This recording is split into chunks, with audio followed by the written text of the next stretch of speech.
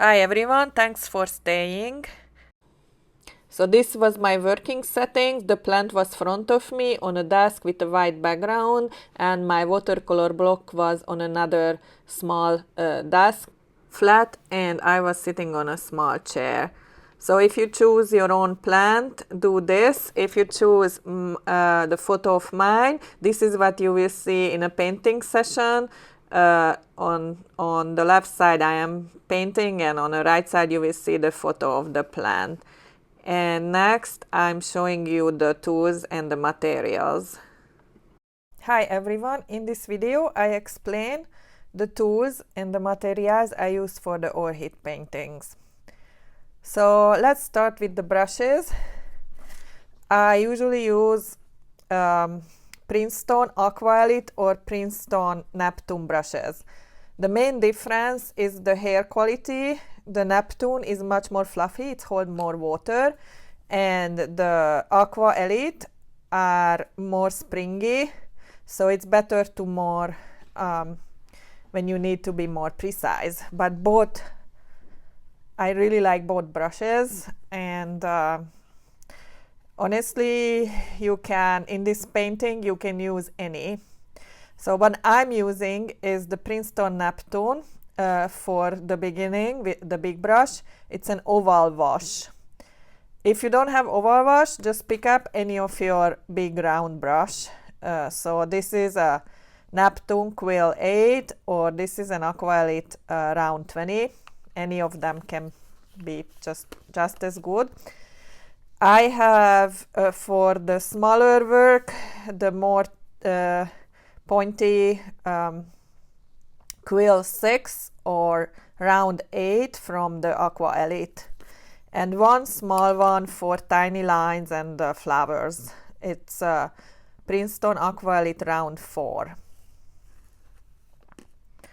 So just to make it clear, you can make the whole painting with one round brush, like one big round brush, because both has perfect pointy tip, but it's just easier if you have selection. The flat is, in this case with the orchid, it's really good because the leaves shape are really easy to make with this, but you can do it with the round. So if you don't have oval, it's fine. So after, you will need a lot of clean water. For water ball, have many big, either white or transparent ones, and at least 2. And when you have one clean left, just change the first one. So always have one clean around you. It's, especially with this painting, it's very colorful. We're using very clean colors, so dirty water, dirty brushes, or dirty paint are really not going well with this painting. So I suggest a lot of water ball. You can have 4 or 5 around you, so then you don't need to stand up. The painting is really fast, so you can do it in one sitting. I do a lot of wiping. That's my favorite, Kim wipe. I know it's pricey. If you don't have, just use kitchen towel. And I don't have experience with the kitchen towel, so I cannot give you detailed advice on it, but I think kitchen towel is the best, better than toilet paper or tissue paper, because they are falling apart with wetness, and then it's sticking to your wet paper. So regarding the paper, I'm using 18 by 24 inches paper, 140 lb thickness, and cold press. That's my standard, and the brand is just artist quality. So whatever brand you have, it's fine. The size is more important than the thickness. The 160 lb, or it can be thicker if you have thicker, but since it's more expensive, I think it's perfect for this painting, the 140 lb. And I like very much the arches or arch, and other brands are really good too. So the only one I don't like is the Fabriano Artistico, because with my style, with a lot of water, it's just got very, very wavy. So that's what I have as an experience. I mean, I'm talking about blocks, but if you don't have block, it's fine too. So you can use sheet. I usually use blocks because it's already glued down, but with good paper, with arches, I never had to tape down the paper. It's just totally stay fine. The other paper I really like is the Langton Prestige, the Canson, Canson paper. The artist quality are really good. I think it's called Canson Heritage. So honestly, whatever you have, it will work, I think. Cold press is good. If you have personal preference to hot press or rough, I think it will be fine too. So I will use cold press. So regarding the paint, again, my suggestion is just have artist quality watercolor. Any 12 or more color set, I think, have enough color to work. There is nothing specific about the colors. You just pick up the most suitable. If you have 12 colors from a set where it's supposed to be like covering the range, I think you are fine. But if you want more details, I show few colors which I really like, if I have, and it's not always in the sets. So I have several very transparent yellow color. So it's look almost like brown when it is in a pan or a tube. It's look really dark and it's completely transparent. So that's one version, and there is a greener version of it. I'm not sure it's visible on a camera because the difference is so light. And I think I have one more version of it. This one, it's kind of a warmer one. So it's just some kind of transparent yellow. This is very different from the classic yellows in the sets, which are usually cadmium colors. They are very charcoaly, very dense. So it's more like it's not transparent. It's not a transparent color. But honestly, any yellow you have will work. So I just really like this this transparent yellow. So it's good to have one very bright green. I'm putting this away. Very bright green, but that's, again, you can completely go with the yellow on the less bright green. I use a lot dark blue because when I'm darkening the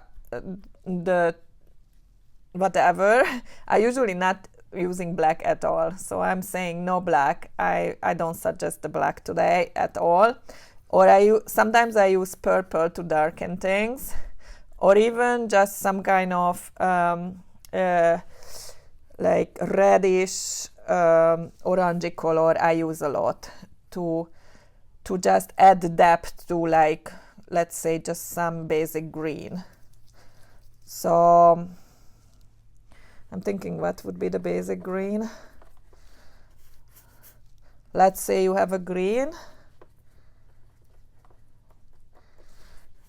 just a basic green, and if you want to darken or lighten, you just can add this transparent yellow to it, so it will work beautifully. So you absolutely don't need to have all those colors. And if you want to darken, it will go with the blue beautifully. So I put a little bit too much, but I add back green. So it will be just fine. Let's try again. So basic green. Sorry. Basic green. Actually, it would be better to wait a little bit, but I don't know, just pick up from here. So you can darken up with, or deepen up with this color, or if it needs to be warmer, you can deepen up with red.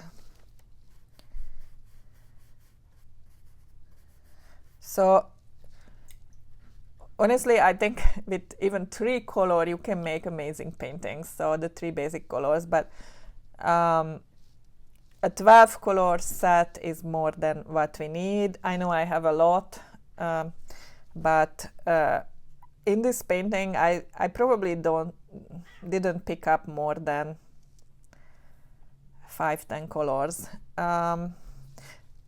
and I usually use just this area of the watercolor tray to mix if I need to mix. So that's it, but what I'm suggesting is mixing on a paper. So I think the watercolor tray faster if you just pick up the clean color and then you pick up another color and add to it on your paper, either wet on wet as this the thing I showed here, so you can mix it and it's flowing together, or you can mix when you add the second layer and the first layer is already dry. That's I'm doing a lot too. In this painting I'm not separating wet on wet from wet on dry. It's whatever happens because it is about a loose happy painting, so I'm trying to not plan too much. Just I'm doing the next step what is naturally come in my head, and I try to explain my process. And here just I really suggest not to worry, not to pre-plan, not to decide on colors.